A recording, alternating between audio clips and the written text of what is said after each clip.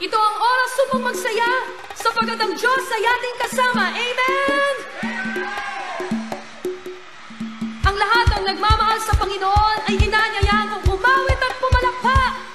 Itaas natin ang ating papuri at tayo'y sumigaw ng Hallelujah! Kung ikaw man ay may kabigatan at lungkot sa puso, magsimula kang umawit at magpuri sa Panginoon. Dahil sa kanyang presensya mo lamang matatagpuan ang tunay na kapayapaan. Sa kanyang piling mo lamang mararanasan ang tunay na kagalakan.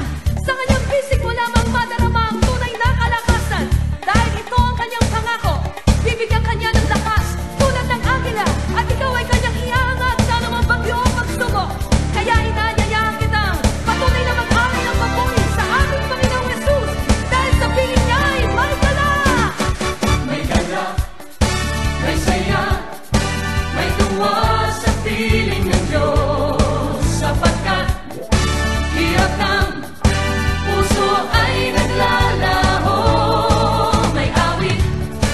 may sayaw at papuri para sa Diyos na hatid ng pusong pinagpala niyang lubos.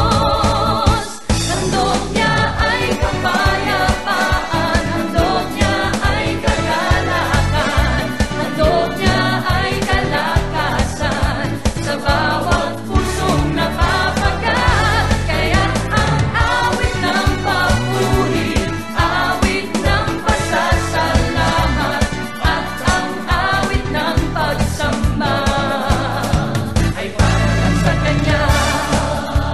Sino po ngayon ang nakakaranas ng pagpapanibagong lakas habang nagpupuri sa Diyos?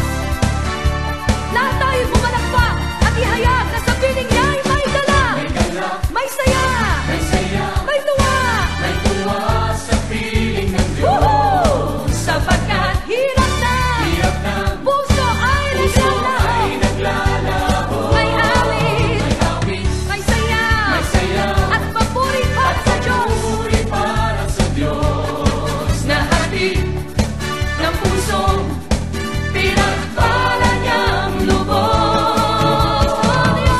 Handog niya ay kapayapaan, handog niya ay kagalakan, handog niya ay kalakasan sa bawat pusong napapagat. Kaya ang awit ng papuri, awit ng pasasalamat, at ang awit ng pagsamba ay para lang sa Kanya.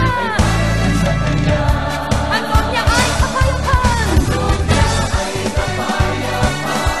handog niya ay kagalakan, handog niya ay kalakasan sa bawat pusong napapagat. Kaya kami magpupuri sa iyo, Panginoon. Salamat sa pag-ibig mo. Woo! At ang awit ng pagsamba ay para lang sa Kanya. Ay para lang sa Kanya. Ay para lang sa Kanya. Ay para lang sa Kanya.